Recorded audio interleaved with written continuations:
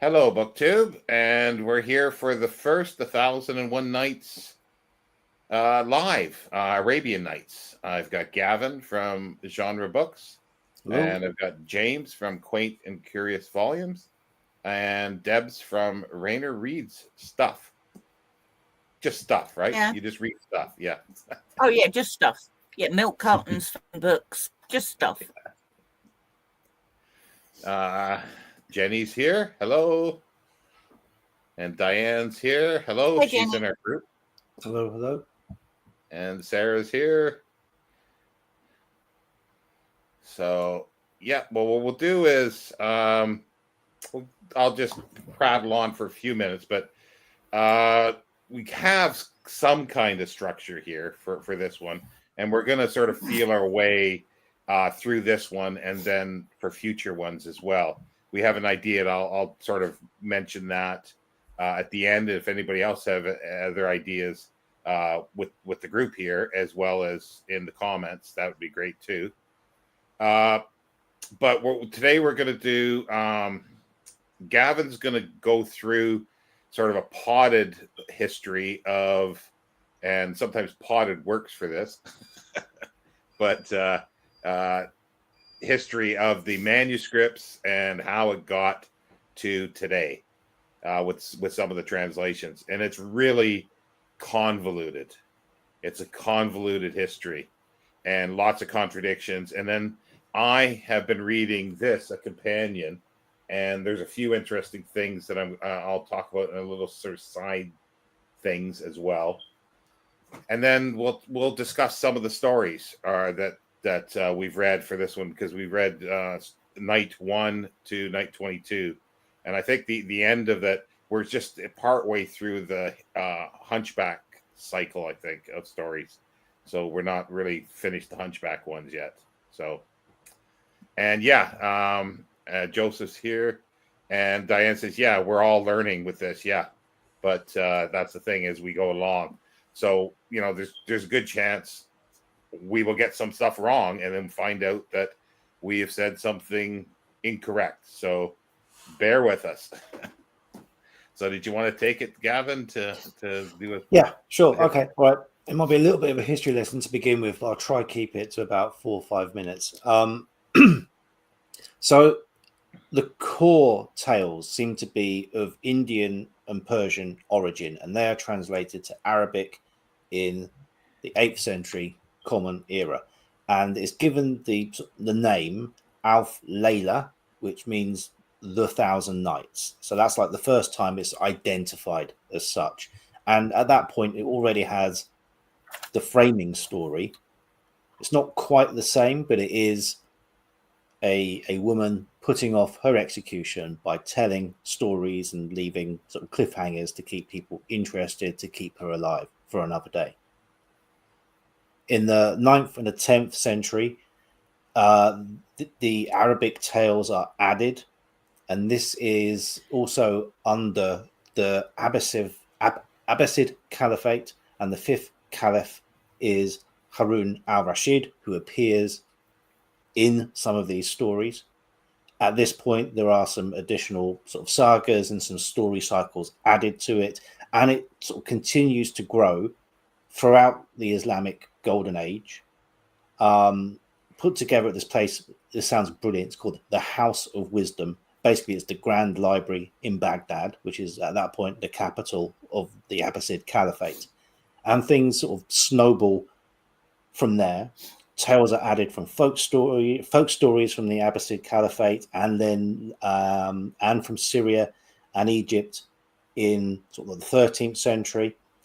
And those stories are where the sex and the magic bits get added onto some of these folk stories. Then the stories of the Mamluk era, which takes us to about the 16th century. And at this point, there's already 2 sort of differing versions. The people have sort of run with this. We have the Syrian version and the Egyptian version, which are the main versions which all of the modern translations have come from. We're still not really printing this properly yet, but we do have from the Syrian the Antoine Gallard manuscript, which is 282 nights, still called the 1,000 Nights or something, I think. But that's across 3 volumes, and that's the point where we add in Aladdin and Ali Baba, who until that point hadn't really featured. But that's in the Syrian version. The Egyptian version comes later. It's bigger, there's more varied content in it, and is printed, importantly, for the first time in 1775 in Arabic. There's 200 copies printed. There are no surviving copies that anyone's admitting to. Then we have the Calcutta 1, which is printed by that famous publishing company, the East India Company, in 1814. That is still in Arabic by this point. Then there is an Arabic and German version, the Habit and Al-Najjar, which is 1825 to 1838. Then there is a second Calcutta in 1839. That is still from the Syrian. And then we have Edward Lane in 1840 and 1859 with his versions. And these are the first versions from the Egyptian.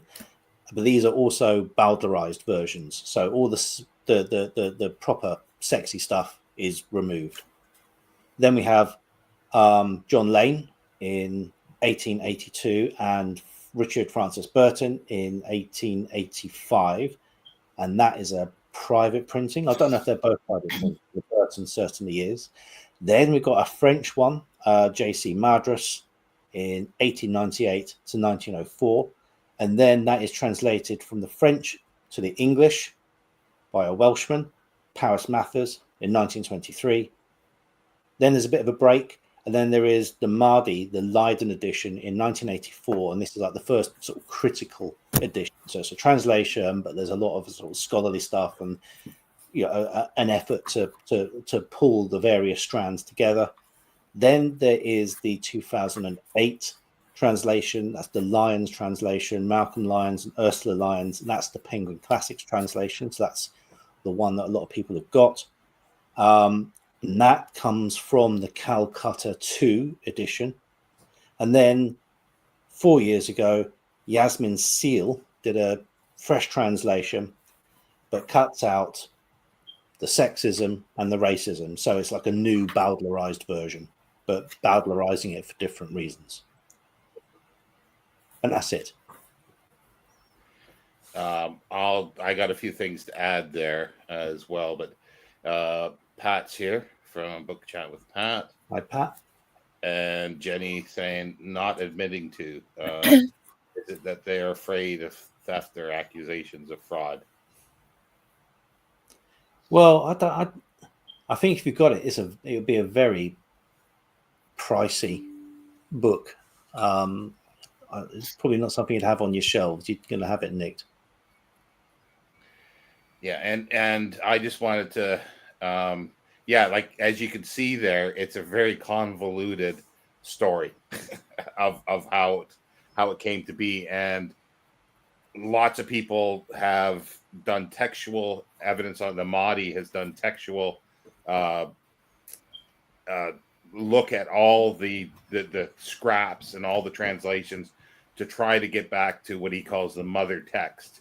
And he thought Syria was the mother text, and that's based on a whole bunch of reasons. And I've been reading this, a companion, The Arabian Nights, a companion by Robert Irwin, published by Penguin Press in 1994. It's interesting, but he does some odd things in here so far, and I'm only halfway through. The interesting thing is that when it was put together, like the first printed one in Egypt, there was already, I guess, around the beginning of 1700s, there was another translation that was done, the Galland, or I think it was called. There was some translation being done, and people were adding stuff in like the German translations and everything. And there's even some think that the Arabic manuscripts started borrowing stuff from the European ones as well and adding it to it. It's so bizarre how this got through, and people, the one from the Calcutta ones were used to teach Arabic. They were used to teach Arabic in the because they wanted the East India Company, the British East India Company, for people to learn Arabic. So they used this as a nobody thought of it as literature. The Arabic, it's not considered really literature, or wasn't in Arabia, and they didn't like it, and it was either told a lot of times through coffee houses. Lane spent a lot of time in Egypt, and he wrote a number of books. Well, this is a biography, Edward William Lane. It's a massive biography, but he wrote a book that's been in print since the beginning. It's the manners and customs of the modern Egyptian, and he talks about the coffee houses and how that somebody will come in, tell a one night story, one of the stories, then run out, and then so they have to come back the next day if they want to hear the rest of it. And also, some of the manuscripts have shortened versions of the stories because they figured the people who were telling the stories would embellish it, so they didn't need the full story. And then some of them embellished it. And the Madras, not the Madras one, but the Mahdi one, used a lot of the for the later stories, a lot of the Egyptian ones, and that's in the Bodleian, and that was brought back by Edward Wortley Montagu, the son of Lady Mary Wortley Montagu, and well, he's junior basically, but her letters are still in print. It's part of it because she was her husband was an diplomat in Turkey, and she brought the inoculation of smallpox to England or to Europe. But this guy, 13 years old, runs away from school and shacks up with a prostitute, and he did everything. You know, this is the 18th century. But did he have that beard? What? Apparently, yeah. He's called the Iron Hat or something. There's something about it. He had a nickname, and I can't remember what it was. But like, here's what it says. It says, "But Edward did not pursue a life of quiet scholarship or of wealthy idleness. At the age of 13, he was living with a lady of pleasure, and was with difficulty reduced to the humble condition of schoolboy. He was a rogue, a vagabond, constantly in trouble, and an associate of dubious characters. He was arrested at various times for fraud, seduction, brawling, necromancy, and other outrages." All right, but enough about you, Sean. Yeah. But yeah, no, it's just it's one paragraph of your biography. That is a hell of a life. Yes. But yeah, these are people that are bringing this stuff in, and you know, and the translations, because Lane sanitized it. He didn't like the naughty bits with it, and others translated the naughty bits into Latin. A few of them did. And then there's poetry. Some of them didn't know how to translate the poetry properly, so they just left the poetry out. And apparently the way Arabic works is that there's no punctuation. So you've got either, you know, you start with a sentence and it ends at the end of the paragraph or the end of the book. And pronouns are difficult, or are difficult. You don't know whether they're referring to an object, a person, or another person. So people have misinterpreted and mistranslated this. And because you've got all these different manuscripts as well, where you've got different, like I say, takes on it, different versions of it, and it's a nightmare. But it's fascinating. I find it fascinating anyway to find it. And I'll shut up here in a second. But I wanted to say that the way it works is that Scheherazade is telling the story every night, and it's just a run-on story. It's like, and then she tells a story that she's been told, but that person has been possibly told the story, and then that person inside has been told the story. So it's just all compiled on each other, and it's a storytelling way that's goes right back to even Egypt, Greece, and Rome.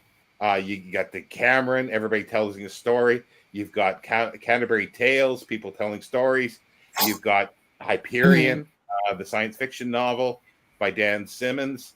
And what is the TV today? It's like a series that just continues on with sort of cliffhanger endings that keeps you going.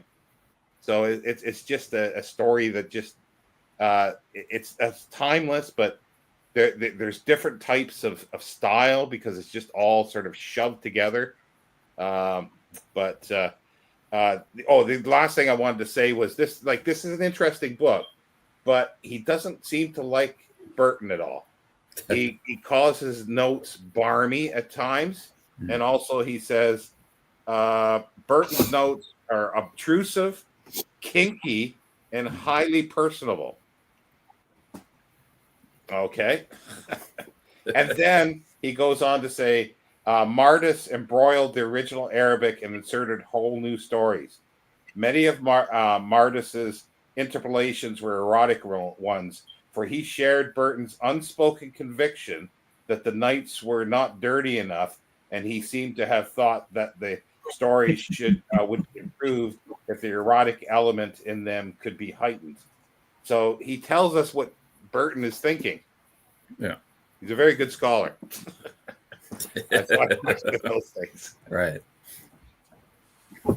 So is the consensus with these that they were originally oral folk tales that were gathered together, or did your first Indian and Persian texts, did someone write them?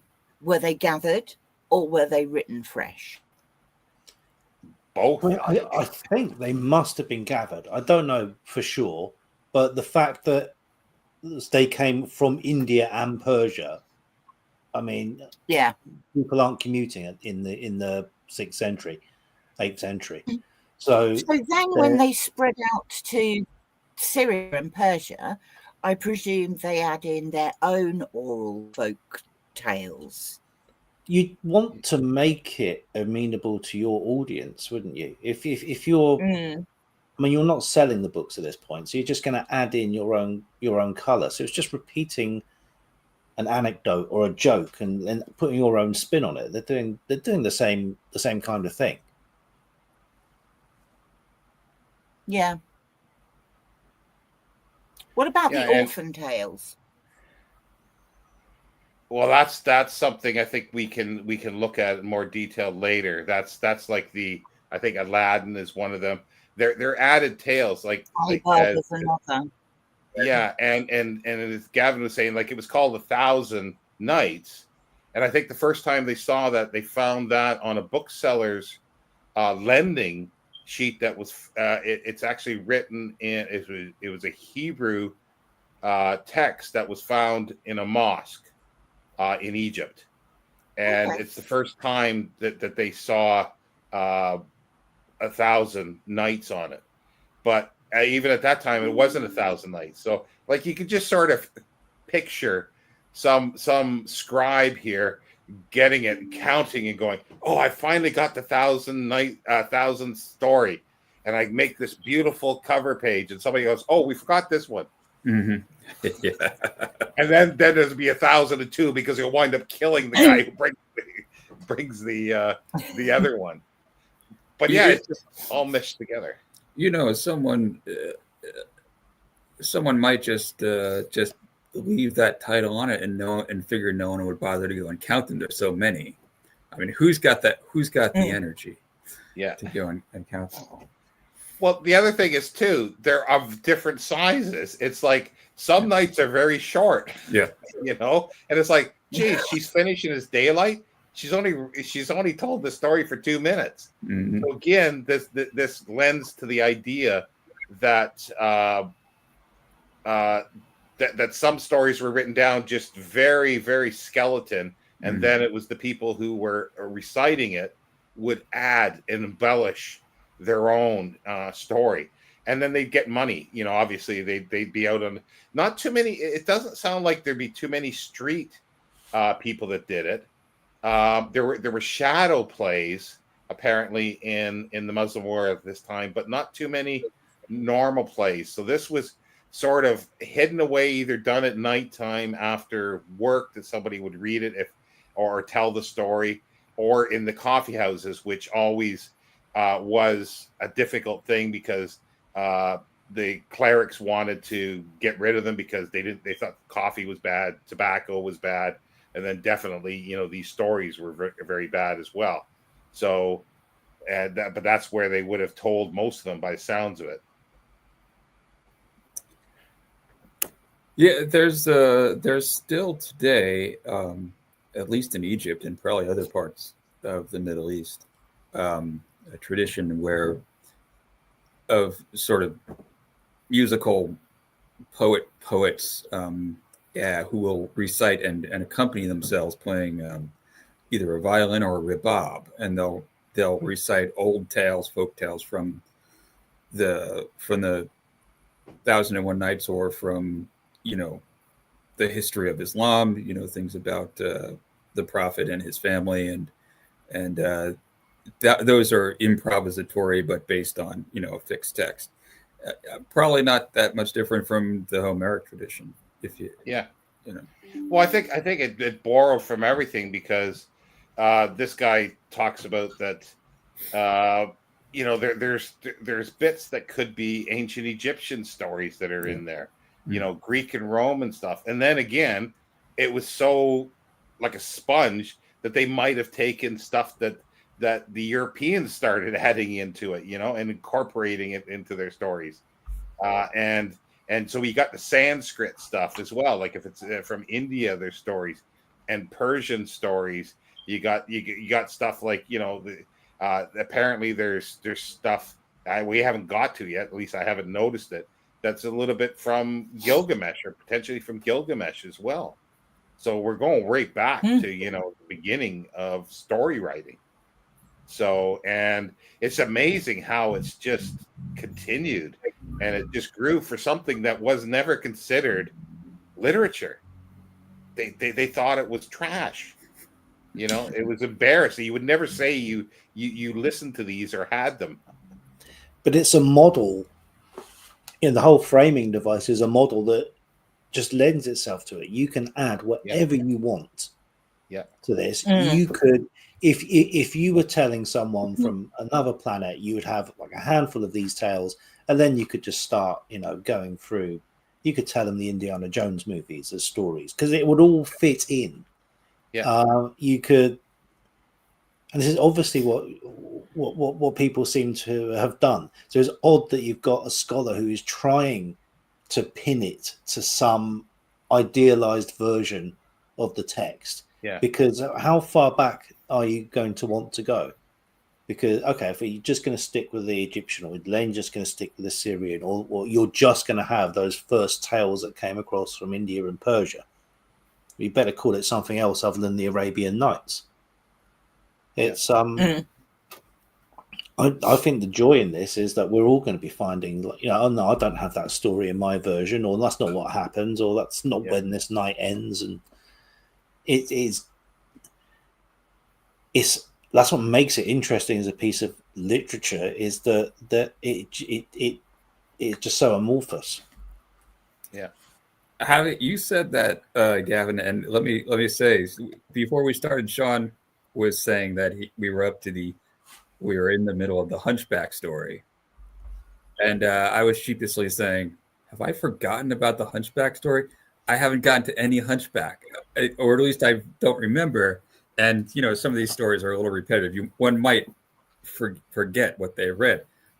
But I looked at the back of, because there's an index of the nights and stories in the Penguin Classic version, and 19 through 24 is Harun al-Rashid and the Fisherman's Chest, and the Hunchback starts night 24. So we've all read in our editions the first 22, and mine we're not up to the Hunchback yet. Well, there's I assumed it was because there is a Hunchback in night 22. Okay. It's the Jinn sticks his head, tells him to keep his head in the right. toilet. Yes, that's right. He puts his head in the latrine. Yeah, because he scares him so much that he literally scares the shit out of him. Mm-hmm. Right. You know? Yeah. Yeah. Okay. Yeah, so I'm assuming that was the beginning of it, but I'm not sure because I haven't got to the other. Let's catch up on some comments here first. Diane was referring to Jenny's that afraid of the content, the sexism and racism. Oh my! And in the you tales, have got some strong women in here, though. Yeah. Well, you've not just got. Yeah, you've not just got women who are put upon and had their heads chopped off, although, you know, there is quite a lot of that. But you do have some strong women characters in here as well. Yeah. Sarah say in the tales, Allah is very important. Do we know if the tales that originated before Islam adapted naturally through time, or was it adapted later in translations?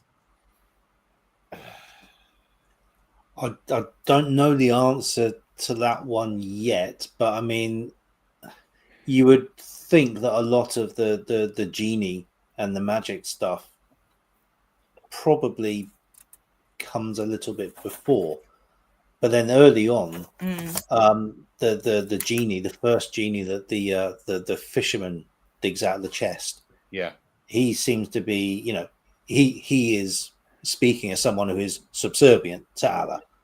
So I think there's a little bit of rewriting that's gone on there. But I think if you're writing it at a particular time, you have got to make sure that it, you know, if there's anything that contradicts, you know, what's in the Quran, then you better put a quick fix into the text to make sure that it will, you know, doesn't offend the you know, the correct people. Isn't the genie that in the fisherman in the genie story, wasn't he put into the bottle during the reign of King Solomon? I think there was some note about that, which would mean that he would predate Islam, obviously, and you know, would need to be caught up on on all the religious innovations. I don't remember that, to be honest. And I mean, you might be right. You know, and the people telling these stories in India wouldn't have known. Yeah. That's where they'll adapt it, though, obviously, when they're retelling it and definitely, and then add something to it, because if he's been sealed up and didn't know what was happening, he wouldn't know who Allah was. But then again, no. Allah is all knowing and has been there all the time. Well, presumably the same deity, but he'd want to know about. But then, you know, maybe, you know, if you are just translating the word God as Allah, then, you know, that's probably the easiest fix you can make. Yeah. Sounds like coffee houses were oral shared. They did share the stories there, and others too, apparently. I think Lane talks about a whole chapter. Apparently, he talks about coffee houses because it's all, like you say, it's the manners and customs. So, and that's always been a pretty. He wrote. Lane also wrote another one that was just recently published that was found on the script of Egypt. That's like an anthropology book, and the other one's like an Egyptology book. And then also he never completed a lexicon, Arabic to English lexicon, and he never completed it, but it's still considered by some the best lexicon for Arabic language.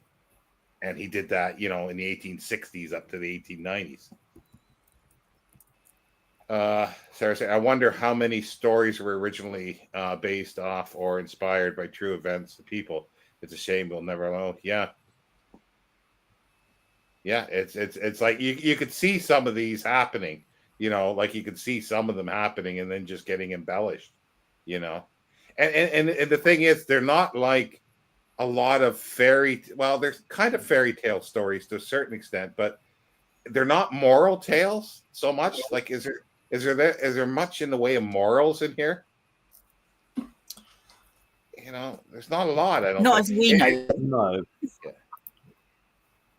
Other than for some of the men is keep it in your pants or you'll get your head cut off or something else. You know, that's it's pretty clear on some of the stories. Night 22, yeah.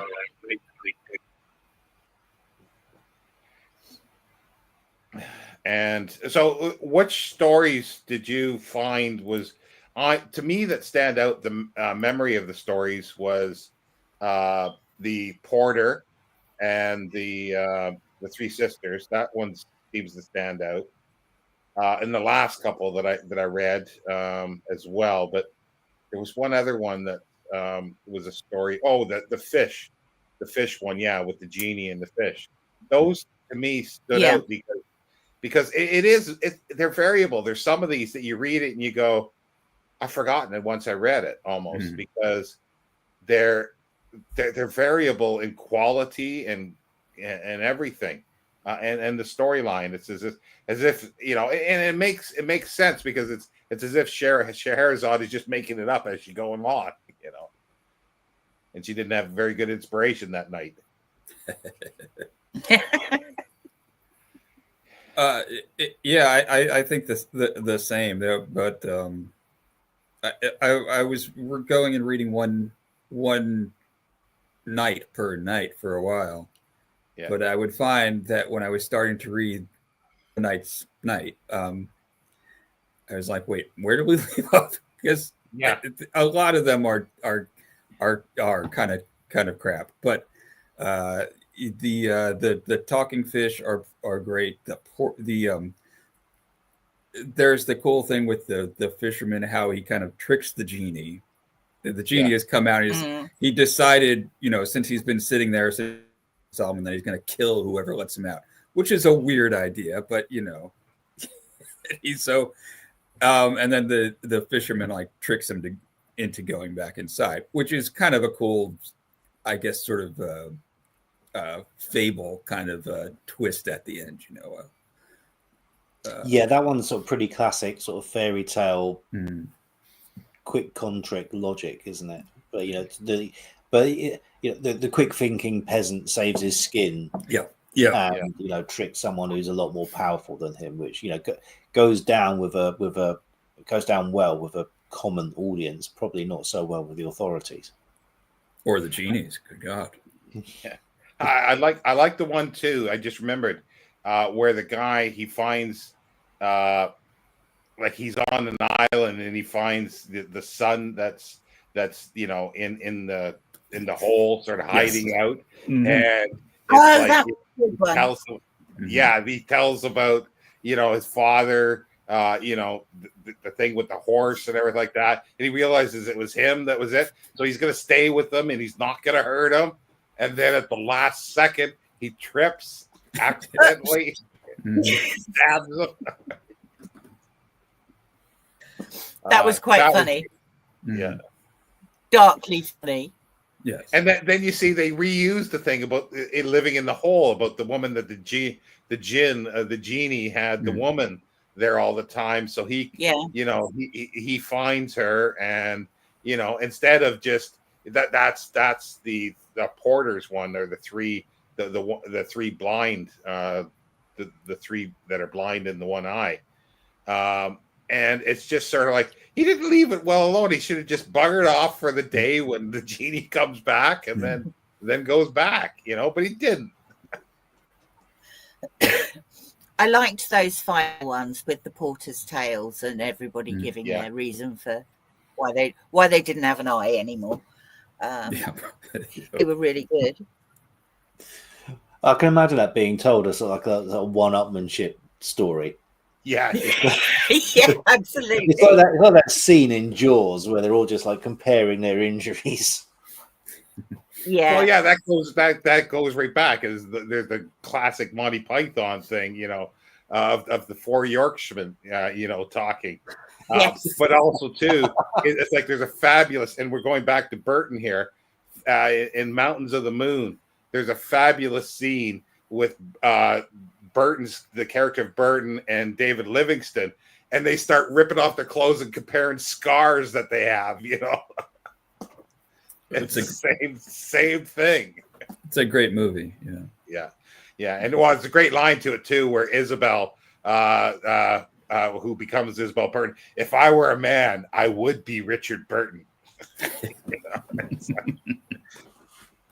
The Three Sisters definitely stood out to me, especially the story of the first calendar. The woman in the tomb definitely suffered an extreme extreme fate versus the man being turned into an animal. Yeah, that's the way they like turning people into animals, don't they? Yeah, the Two Sisters was another one, wasn't it? Yeah. Kayleen, is this a pre-Islamic compendium? Then whose society does it portray? Is there Persia before Islam?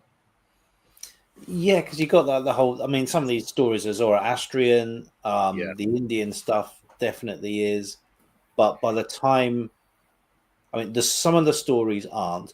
The compendium is. By the time you're putting them together, you're not that far into Islam. You're only, this is only like the Harun al-Rashid's only the 5th caliph of the Abbasid Empire, where this is what 200-300 years in, maybe.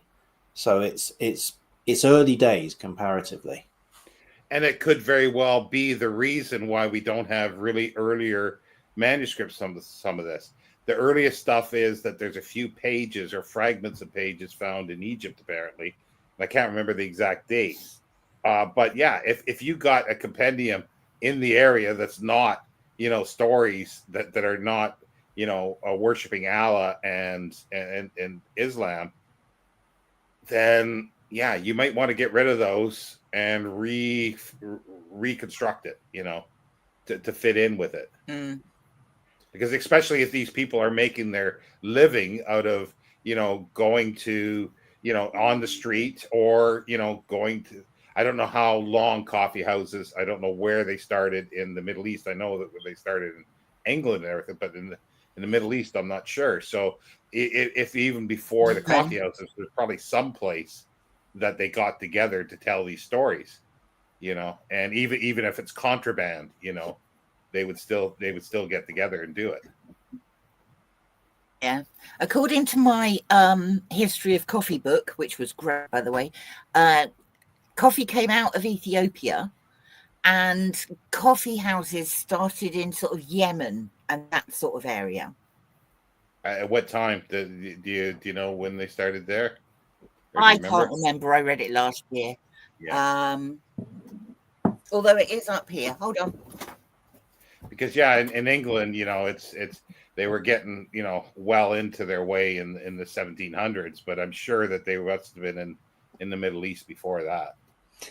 Oh yeah, way before that. And we didn't really we were past the story stage by that point. They're busy sort of forming joint stock companies in the coffee houses. Yeah. Now I've lost it. Yeah, Lloyd's and the Spectator was really cool. That came out basically out of coffee houses. Richard Steele and I forget the other guy's name. Edison. Yes, correct. Yeah. My memory is. I've lost it. Yeah, but it was very early. Yeah. So even it might even predate Islam. So the stories were there, but then once Islam comes along, we got to change things, or we're going to be history. So certainly you can't say them out in public anymore. Yeah, well, that's the thing, and I don't know. He talks about that. James is right. There is a tradition of. But I think, poetry has always been considered greatness in Arabic culture. So reciting even the Quran, because that's basically poetry. So that would have been okay. But then when people would have done this, that might not have been, even though you're praising Allah, it's still, these are off color stories for the most part. So they might not have done it. Now, maybe that's why it's nighttime. Who do we think the poet is? Some of these poems, it says the poets, but several times it specifically says the poet. And I want to know who the poet is. That's something we can look into, but I don't think we'll ever know. But it'd be interesting to look at it. But yeah, I wanted to talk about too that the Mahdi, the way he used the textual analysis, which is kind of interesting because there's something this writer uses called a psychological thing of people writing down are the scribes, that there's things that they will do that they will make mistakes, and so he's gone through all the manuscripts and he can see the same mistakes being repeated. So then he's tried to work back this way for the style and everything like that, and he says he's worked back to the mother text in Syria. But again, it's like, okay, that might be the original one, but that's been copied from all this other stuff, and then those other ones have been copied off of that stuff too that we don't have. So is it really the mother text? Like Gavin was saying, it's like the mother story of this one could be, Sanskrit. The other one is Zoroastrian. The other one is ancient Egypt. It's like what is the original story? I don't know. Let's see here. Jenny is saying you're not meant to tell people what that you. You know me, Jenny. Most of the time, I've lost it. I'm sure that'll show up in a few stories somewhere along the line, because with 1,001 of them, I don't think there'll be nothing left uncovered and repeated over and over. So I don't know. We could just natter on, I guess, but I don't know. I think I think we've covered most things here. And again, we're sort of feeling our way here, but it'd be nice that every month, maybe what we'll do now is pick either a translation or a manuscript and talk maybe a little more about that each month. And then also too, we're throwing around the idea that we each pick a story that we know is in a lot of the translations. And then, we don't all read them all because that's a lot of stuff, but we each read the translations, as many as we can, and talk about it. Because James, you got a children's one there too, because that would be interesting to see how they really sanitize it for children. And there's some things that are going, I can't believe they put this story. How large is that book, James? It is 350 pages. Okay, so they've been quite selective about what they've chosen. Yes. It does have. Let's see, 1, 2, 3. Right up high. There's 13 stories in it. 13. Right. Writing back then wasn't as easy as tools. Will you pretty please list your bio books that you held up in this group? I will. I will. I'll put all those down in the list there, because I also have a Richard Burton one here, but there's tons of Richard Burton ones. I sort of pulled it out just to sort of show him. Charles Algernon Swinburne, the poet, was a friend, and he called that he had the chin of a devil, but the forehead of a god. And you see the scar on his face there. he got that with an assegai through his face when he was the first attempt to get into East Africa and his first attempt. I mean, Very- Wow, that's Very about- memorably portrayed in The Mountains of the Moon. Yeah. Yeah. That is a good movie. I mean, doing his research, I he's like the only the one of these images in guys that book, James. Yeah, they're so I was showing the it's the fisherman and the genie, and it spans 2 pages, but the genie is this big black head, and here's the fisherman, and the there's this jar over there, and some of them are in color. There's a few color ones. So here, this is like the frontispiece, and it's Scheherazade and her sister That's nice. and the king. Yeah. So Yeah, but they probably are not saying what was happening. No, at this night. no. In fact, the kind of the frame story, when the first king goes and discovers his wife betraying him, it's that she is plotting with his rivals to overthrow him, not that she's in flagrante delicto with her black slaves, which I think is what is in some of the other. Yeah. So yeah. I'm They glad still they took her head slipped off. into the Latin there. Otherwise, I might know what you're on about. Gavin, you were going to say something there. Oh no, I think we've got to talk about Burton. That's one episode we should have a proper look at Burton. He's the only one that did his proper research by getting himself circumcised and smuggling himself on the Hajj. That is determination, if nothing else. Yeah. Oh yeah. Yeah, he's definitely worth talking about. I think Lane too, and I haven't read this one, but I'd love to, even though he's just such a minor character, but I'm sure this would be fun. It's a very cool looking book. Is that a reprint of something, or is the Rogues Gallery a series of something? It was, yeah. And there are not too many of them. What else is here is Dr. Quicksilver, the life and times of Thomas Dover, MD. Through his long and extraordinary life, Dr. Thomas Dover was a wicked thorn in the flesh of his professional colleagues. He began his medical career by insisting on an end to treatments based on witchcraft, theology, astrology, and the rankest superstitions. He ended his career engaged in violent and vicious quarrels with the medical fraternity at large. In between times, he had made history by treating the poor for nothing but his extensive use of mercury in his medical practice by sailing off for 3 years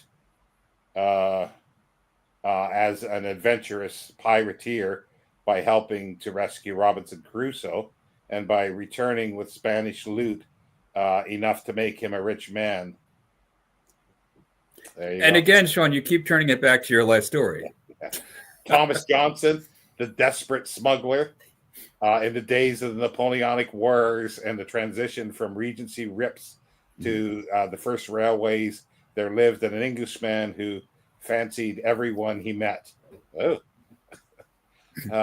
Starting as a fisher lad, he was in turn smuggler, convict, and naval pilot, but he ended as the confidant of great statesmen and international conspirators. The Rogues Gallery. I don't think there's too many of these. They're hard to find, but I'd love to have the other ones. They sound pretty exciting.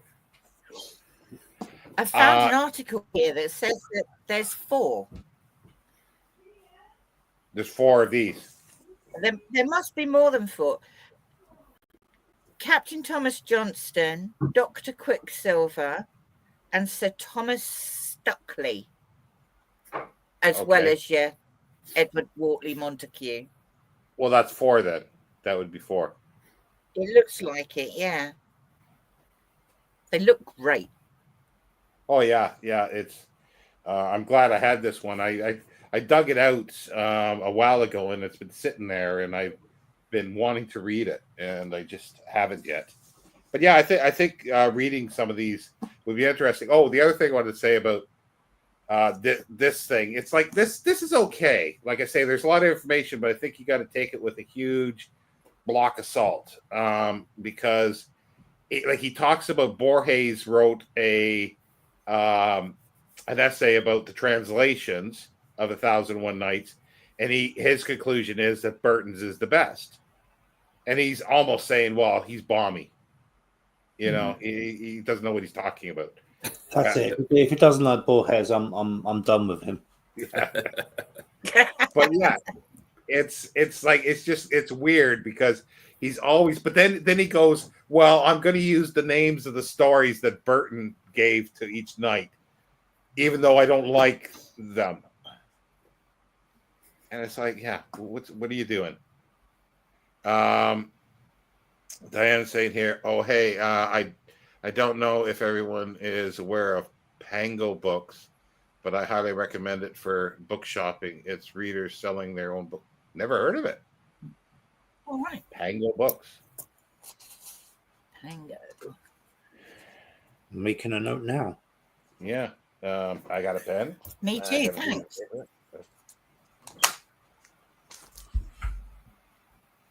Has anyone checked Project Gutenberg to see is Burton available on Project Gutenberg?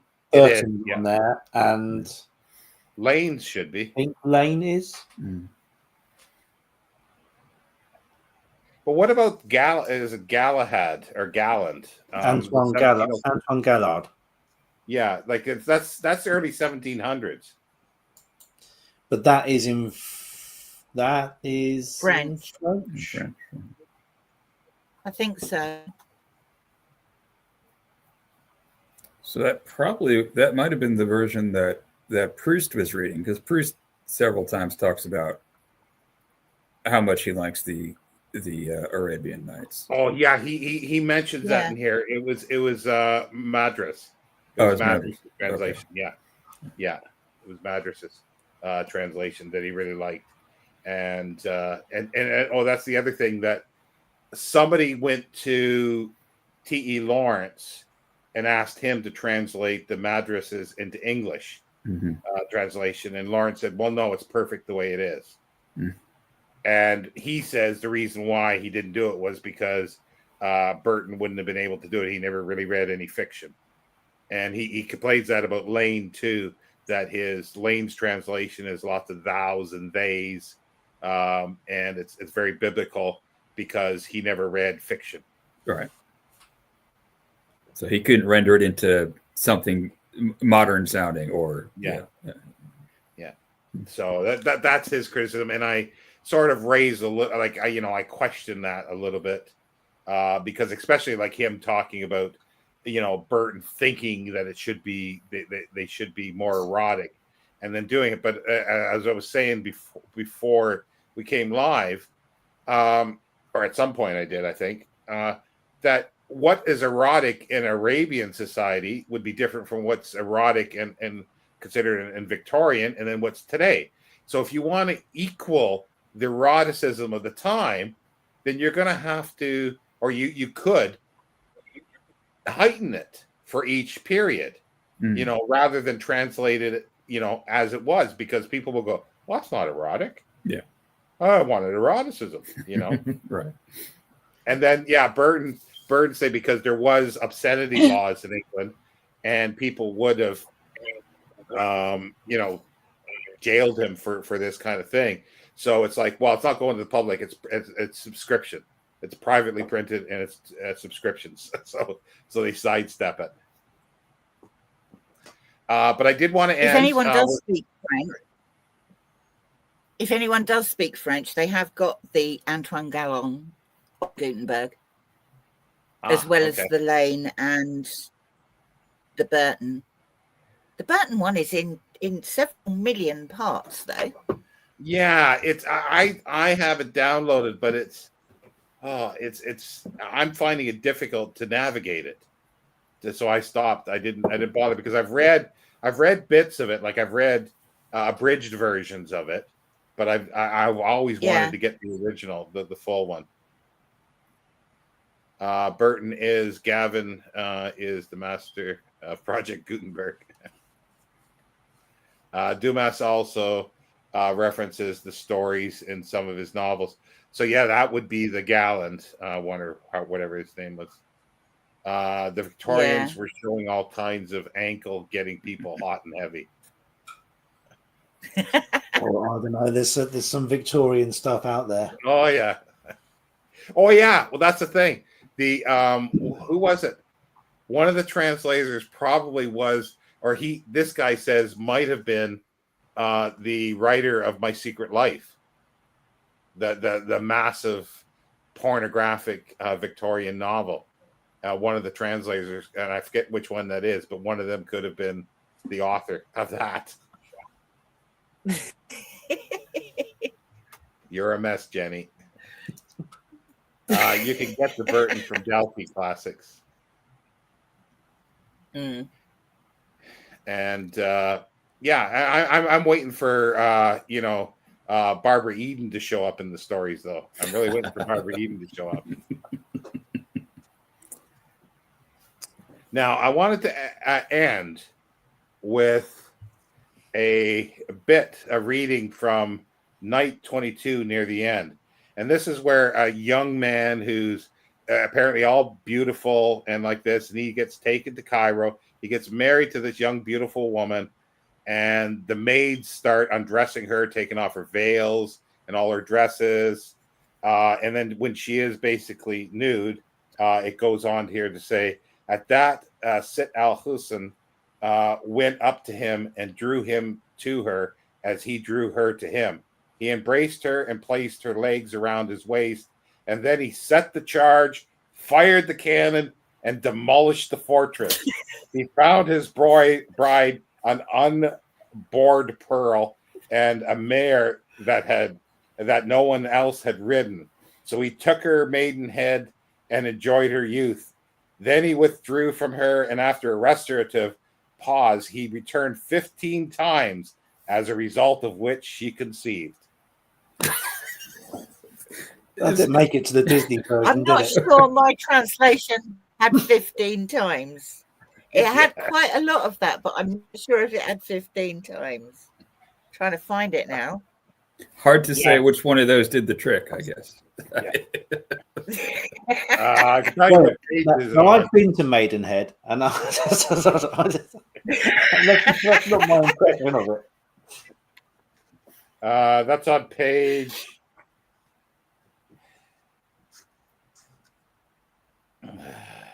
That's on page 149 of the Penguin.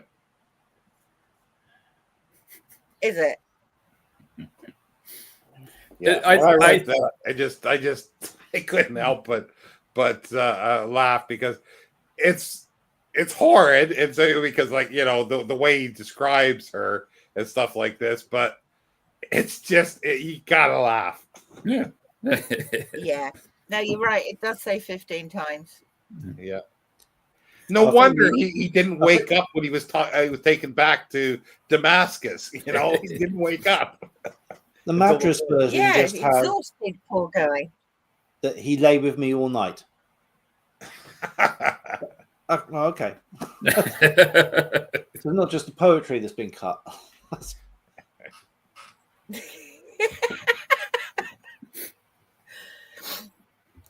Ours is much more fun. You need a different translation. So I think that's how we're going to end every live stream with a choice bit from with a sex quote. Mm-hmm. If that doesn't get me banned from BookTube, what can? I don't know. And Jenny says it right. I'm not saying it. Jenny says it right.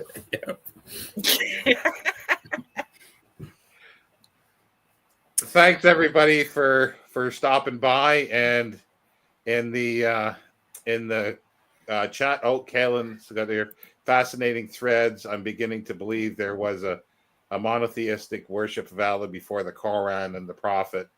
A rough Arabian akin to Chaucer. Yeah. Could very well be.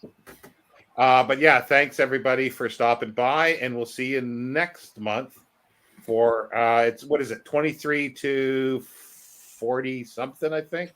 Can't remember exactly which it is. 2, is it? No, I can't either. Yeah. Well, it's 23 onward. Let's just we'll leave it at that. We'll stop it. I think it's 42, but Yeah. And then I will put in all the titles of the books that the stack that I have here with the bios. Thanks, everybody. Bye.